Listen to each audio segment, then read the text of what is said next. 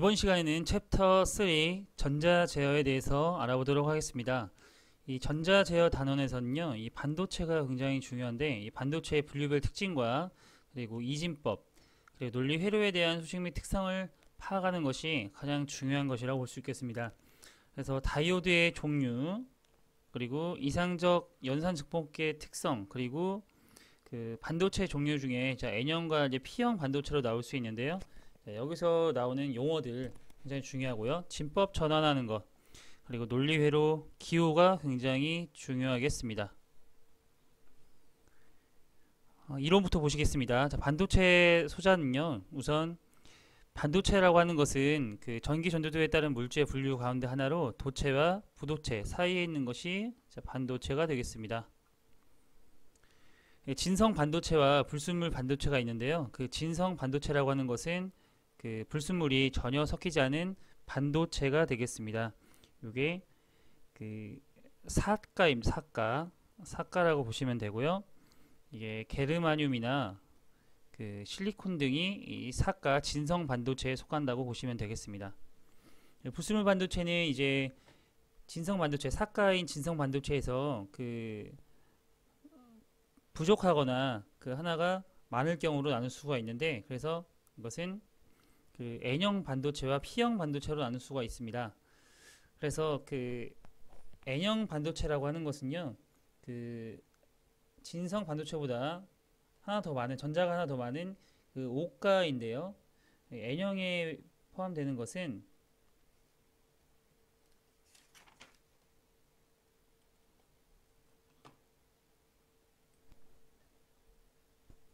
불순물이죠. 그 안티모니, 그리고 비소, 인, 납 등이 있겠습니다. 이 정기적인 중성인 그 진성 반도체, 게르마늄이나 그 실리콘과 같은 그 사가의 진성 반도체, 그 비소나 인과 같은 비소가 이 AS로 표기합니다. 비소, SB가 안티모니입니다. 인과 같은 오가의 불순물을 소량 혼입해서 사가 원소와 오가 원소의 공유결합 상태에서 한계 전자가 남게 되고, 그 불순물의 혼입량을 그 증가시키면 남아도는 전자의 수 증가하겠죠. 이러한 반도체는 음의 전기를 띠게 되는데, 이것은 N형 반도체라고 합니다. N형 반도체. 오가입니다. 오가. 과잉 전자에 의해서 전기 전도가 이루어지는 불순물 반도체입니다. 그래서 도너라는 그 용어가 나오는데요. 그 N형 반도체 만들기 위한 불순물, 그 안티모니, 비소, 인, 납 등이 도너에 속하겠습니다. 도너는 N형 반도체를 위한 불순물을 뜻합니다. P형 반도체는 반대로 그 게르마늄, 실리콘 같은 이 사가 진성 반도체에 붕소나 그 갈륨과 같은 그 삼가 불순물을 소량 혼입하면 그 사가 원소와 삼가 원소의 공유결합에서 전자 한 개가 부족한 상태가 되겠죠. 그래서 전자가 부족한 부분에 전공이 생기게 되고, 불순물의 혼입량을 증가시킨 전공의 수도 증가하게 됩니다. 이러한 반도체는 양의 전기를 띠니까 P형 반도체라고 합니다. 그래서 전공에 의해서 전기 전도가 이루어지는 불순물 반도체. 그래서 이 P형 반도체를 만들기 위한 불순물로는 갈륨, 그리고 인듐, 붕소, 알루미늄 되겠습니다. I에는 인듐입니다. 인듐. 그래서 이 N형 반도체와 P형 반도체를 그 구분을 하셔야 되는데요. 이 정리를 조금 해드리자면, 이 사가 진성 반도체가 있습니다. 사가입니다. 이게 O라고 표기를 하겠습니다. 좀 외우기 쉽게 하기 위해서 제가 그 알파벳 순서로 이제 N형이고 P가 있는데 그 사이에 O가 있지 않습니까? 그래서 그걸로 이제 사가를 기준으로 보시면 되겠습니다. 그래서 이 부분은 N이 이 부분이죠. 근데 이 부분이 적은 게 아니라 오가입니다. 오가. 그리고 이 부분이 3가가 되겠습니다. 그래서 P가 이렇게 오는 거고요. N형 반도체라고 하는 것은 사가 진성 반도체보다 그 전자 개수가 하나 더 많은 것, 그리고 P형 반도체는 그 진성 반도체 사가보다 하나가 적은 것이라고 보시면 되겠습니다. 그래서 N형 반도체를 만들기 위한 불순물로는 이렇게 도너가 되겠고요. 그 P형 반도체를 만들기 위한 그 불순물로는 그 억세터가 되겠습니다. 그래서 도너로는 이제 도너로 속하는 것은 안티모니, 그리고 비소, 그리고 인 등이 있겠고요. 자, 억셉터로는 갈륨, 인듐 등이 있겠습니다. 붕소까지 있겠습니다.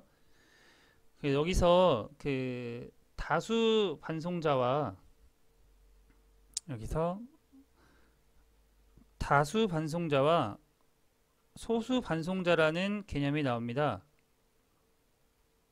이것은 어떻게 이해하시면 되냐면, 이 다수 반송자 같은 경우에는 이제 어떤 것이 더 많냐고 생각하시면 됩니다. 근데 지금 보시면 그 N형 반도체 같은 경우는 오가니까 다수 반송자, 더 많은 것이 그 전공과 전자가 있다고 하면, 이 한 개의 전자가 더 많으므로 다수 반송자는 전자가 되겠죠. 전자.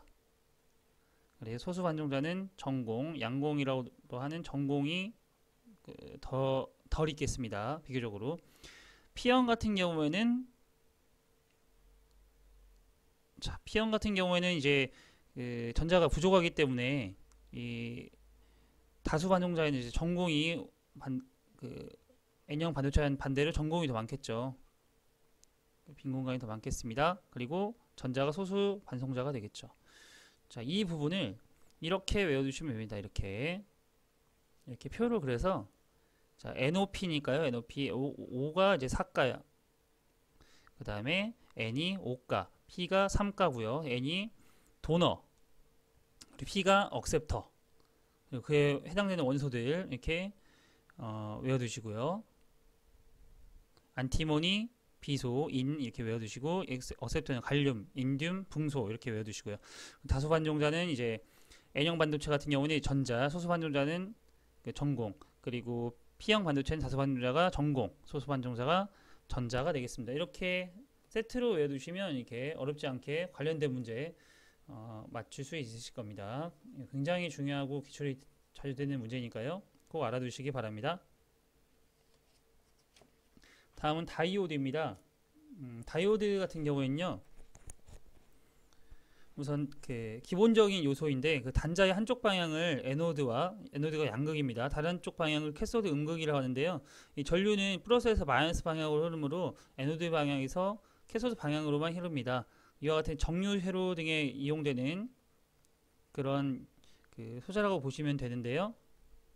그러니까 그 공유압 회로에서 체크밸브와 같은 역할을 해준다고 보시면 되겠습니다. 그러니까 한쪽으로만 흐를 수 있게 해주는 거죠. 어디요? 그 플러스에서 마이너스니까 에노드에서 캐소드 방향으로만 흐르게끔 해주는 것이 다이오드라고 보시면 되겠습니다. 다음은 트랜지스터입니다. 트랜지스터는 가볍고 소비 전력이 적어서 진공화를 대체한 대부분 전자회로 사용되고 있는 정말 중요한 요소인데요. 그 이미터와 베이스, 컬렉터 세 단자를 가지게 되고요. 그 한 단자의 전압 또는 전류에 의해서 다른 두 단자 사이에 흐르는 전류 또는 전압을 제어할 수가 있습니다. 여기서 이제 P형 반도체, 그 PNP형 트랜지스터가 있고 NPN형이 있습니다. PNP 같은 경우에는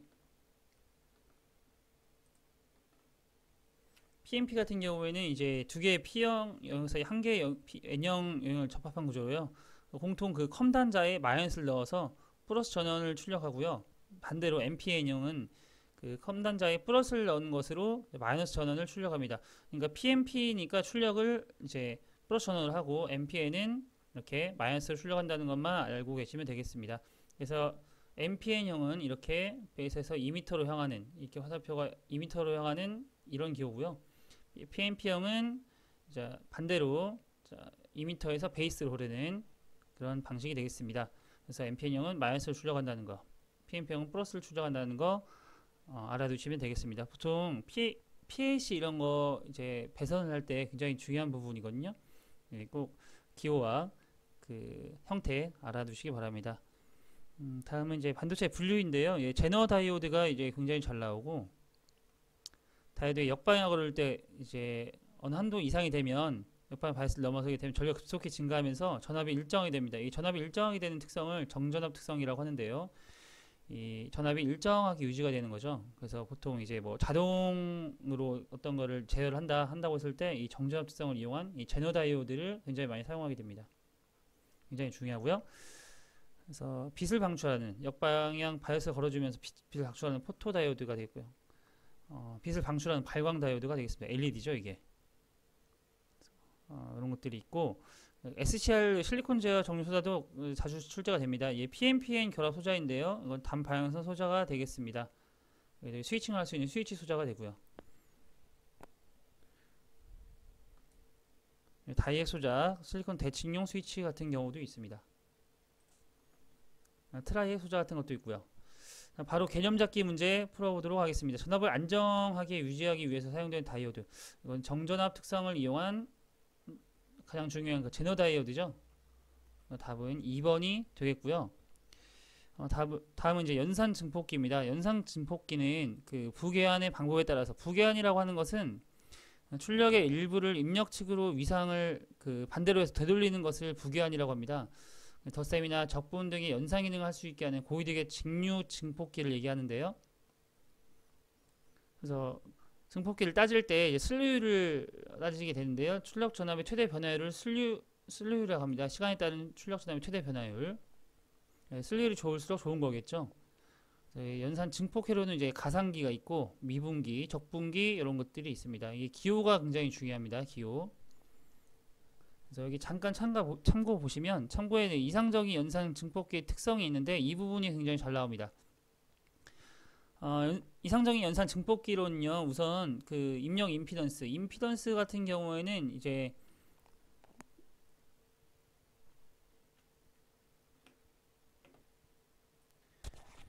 그 매질에서 파동의 진행이나 도성에서 정기적 흐름을 방해하는 정도를 나타내는 척도를 임피던스라고 하는데요. 그러니까 그 보통 직류 회로에서 저항의 역할을 한다고 보시면 되겠습니다. 입력 임피던스가 무한대이고요.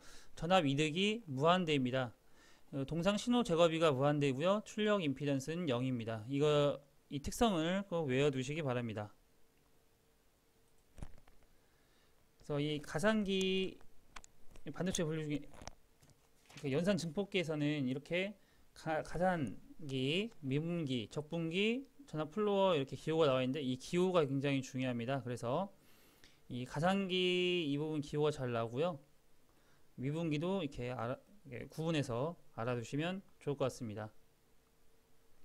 그러니까 옆에 이게 참고에 나와 있는 이 부분이 이게 지금 가산기죠, 가산기. 다음 논리 회로입니다. 예, 진법이 나와 있는데요. 예, 이 진법으로 이제 10진법에서 이 진법으로 이게 변환하는 방법은 만약에 12다 있으면 이걸 나눠주는 겁니다. 2로 계속 나눠주게 되면 6, 그 다음에 나머지는 0이 남고요. 그 다음에 2, 3, 0이 남고 2, 1, 나머지가 1이 남죠. 그래서 이렇게 순서대로 나타내주게 되면 1, 1, 0, 0이 나옵니다. 그러면 이게 나타나는 것이 여기서는 1을 나타내고 이건 2, 2의 1승, 2의 2승, 2의 3승입니다. 그래서 여기 자리마다 이게 2, 3승이면 8이 하나 있으니까 8, 여기 4가 하나 있네요. 그래서 8과 4를 더하면 12가 나오죠. 그래서 이렇게 그 10진법과 2진법 이렇게 그 상호 이렇게 바꾸는 방법을 알아봤고요. 8진법이라고 하는 것은 여기 이 부분도 이제 1이고 이게 8인 거죠. 여기 2진법은 1, 2, 2의 2승, 2의 3승 이렇게 나오는 거고요. 10진법도 마찬가지입니다. 10진법 같은 경우에는 10부터 이 A로 나타내준다는 것이 중요합니다. A, B, C, D, E, F로 해서 15까지. 보통 이제 PAC 같은 경우, PAC 이제 제어 같은 거를 할 때 단자가 16개씩 있어요. 그래서 0에서 15를 나타내는데 보통 이제 숫자로 나타내는 경우도 있고 이렇게 0에서 16진수로 하면 F까지 이렇게 나타내는 경우도 많습니다. 그래서 이 진법 변하는 방법 알아두셔야 되고요. 지금 10진수에서 2진수로 변하는 방법은 방금 말씀드렸습니다. 10진수에서 8진수로 변하는 방법도 마찬가지로 2로 나눠주는 것이 2진법 변하는 방법이었고 10진수를 8진법으로 나눠주게 되면 8로 나눠주게 되면 나머지를 이렇게 해서 2, 2, 1이면 2, 1, 이 부분이 8, 이번에 8의 제곱이니까 64 8의 제곱이죠. 네, 64 곱하기 2 더하기 그 8 곱하기 2 플러스 1이 되겠네요. 그러면 128 플러스 16 플러스 1이니까 145가 되겠네요. 이렇게 그 8로 나눠서 이 목과 나머지로 변환하는 방법이 되겠습니다. B7, D 이런 것도 마찬가지입니다. 이제 B가 뭔지는 알아야겠죠. 그러니까 A부터 10이니까 B가 11이겠죠. 그리고 D는 C, D, D는 13이고요. 이렇게 알아두시면 되겠습니다. 변하는 방법. BCD 이제 8421 코드 같은 경우에는 이제 각 자리수마다 4비트로 구성이 되어 있고요. 각 자리별로 이진법으로 표현이 되는데 전체 숫자가 이진법으로 표현되는 것은 아닙니다. 예를 들어서 그 10진수 8은 BCD 코드로 1000입니다. 이게 1 이진수로 나타내면 이게 3이니까 순서 인식법도 1000인데요. 28은 순서 인식법으로는 001110인 반면에 BCD 코드로는 이렇게 나타냅니다. BCD 코드 같은 경우는 이렇게 8자리니까 이렇게 나누게 되죠. 그래서 28 같은 경우는 8, 2번인 8, 그 다음에 이번 2. 그래서 그 BCD 코드 같은 경우에는 10의 자리와 1의 자리가 그 따로따로 이진법으로 나타낸다고 보시면 됩니다. 그렇기 때문에 순수한 이진법과 BCD 코드는 그 비슷하지만 같지 않습니다. 이진수의 보수 구하는 방법은요. 19를 이제 이진법으로 나타내게 되면 이진수가 10010이 나오는데 이것은 그 1의 보수 0은 1로 하고 1은 0으로 해주면 됩니다. 그래서 이것이 10010은 0, 11, 01이 되겠습니다. 하지만 마지막 자리에 2의 보수라고 하는 것은요. 마지막 자리에 1만 더하면 되는데요. 여기서 1 더하니까 이 부분이 올라가겠죠. 이게. 그래서 011, 011, 10이 되겠네요. 그럼 개념잡기 문제 한번 풀어보겠습니다. 10진수 53을 이진수로 표시한 것. 53을 이진수로 표현하면 2, 6이 되겠죠. 1이 남고요. 2, 13, 0, 2, 6, 12, 1, 2, 3, 0, 2, 1, 1이 되겠네요. 그러면 1, 1, 0, 1, 0, 1 이렇게 나오는데 검산 한번 해보겠습니다. 여기가 1이고요. 2, 4, 8, 16, 32입니다. 그럼 이걸 다 더해보면 32 더하기 16 더하기 4 더하기 1이 되겠죠. 그럼 48, 52, 53이 맞네요. 그럼 11, 01, 01 어디 있죠? 2번에 있네요. 11, 01, 01 네. 2번이 되겠습니다. 기타 공식 및 드모르간 법칙입니다. 이 부분은 그 고등학교 수학 시간에 그 공통 수학에서 많이 배우셨을 거예요. 이 부분은 A와 A를 다음에 A가 나온다. 이거는 이제 벤 다이어그램을 그려서 확인하면 훨씬 쉬운데요. 자, 이렇게 있을 때 A 플러스 B는 그러니까 전체는 1이라고 보시면 됩니다. 자, A 플러스 1, 이 부분과 이 부분이니까 그냥 A가 본인이 나오겠죠. A 곱하기 A 논리곱도 공통된 부분도 A가 나오겠습니다. 전체와 전체 그 논리 합은 1이 나오겠죠. 그 A와 A를 더했을 때는 A가 나오겠습니다. A가 A와 B를 합했을 때 1이 나오겠죠. 그리고 A와 A의 그 논리 곱으로는 이것도 A가 되게 이거 조금 그 오타가 있는데요. 이거 바로 정오표에 그 표시하도록 하겠습니다. 그리고 A와 B의 그 논리 곱의 여집합, 그러니까 아닌 것은 그 낫을 해버리면 이거는 이 논리 곱은 논리 합으로 바뀐다고 보시면 됩니다. 나오면서 그래서 A 낫 플러스 B의 낫이 되고요. 이것도 마찬가지로 논리 합은 나오면서 곱이 됩니다. 이것도 이제 분배 법칙으로 자 A와 B의 논리합, 논리 곱 플러스 그 A와 C의 논리 곱이 되겠죠. 그리고 이것도 마찬가지로 A와 B의 논리 합 그리고 논리 곱 A와 C의 논리 합이 되겠고요. 그리고 A와 A 플러스 B의 그 논리 곱은, 자, A 플러스 B는 어디죠? 이 부분이죠.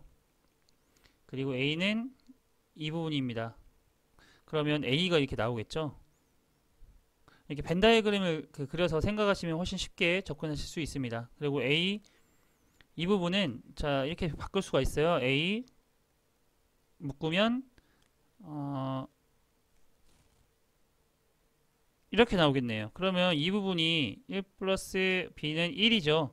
그러면 A와 1의 논리 곱이 되겠습니다. 그러면 A 본인 자신이 나오겠죠. 그래서 A가 나오겠습니다.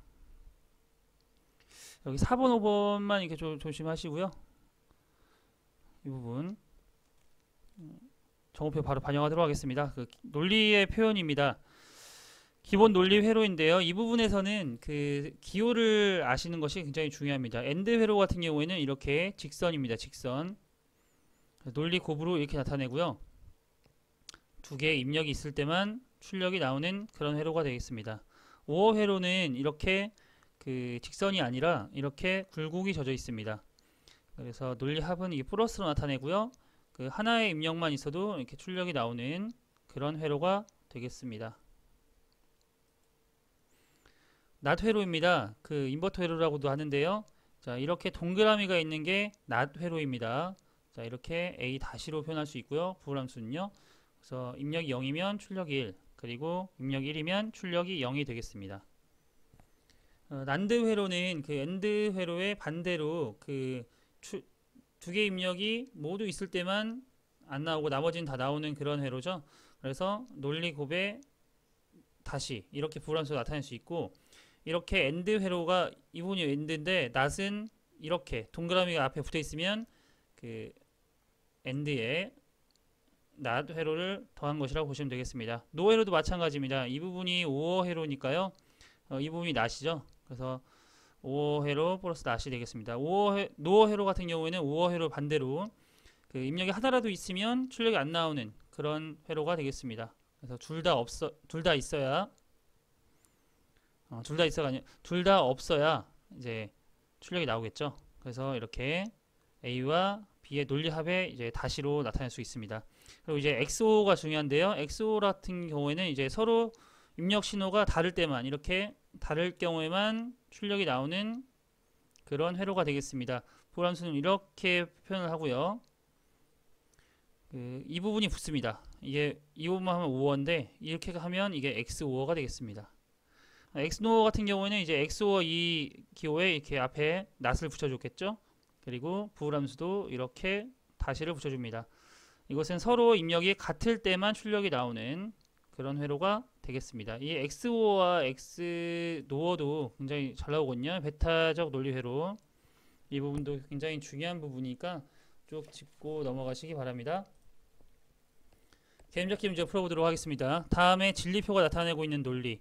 우선 보니까 지금 있을 때만 안 나오네요. 그리고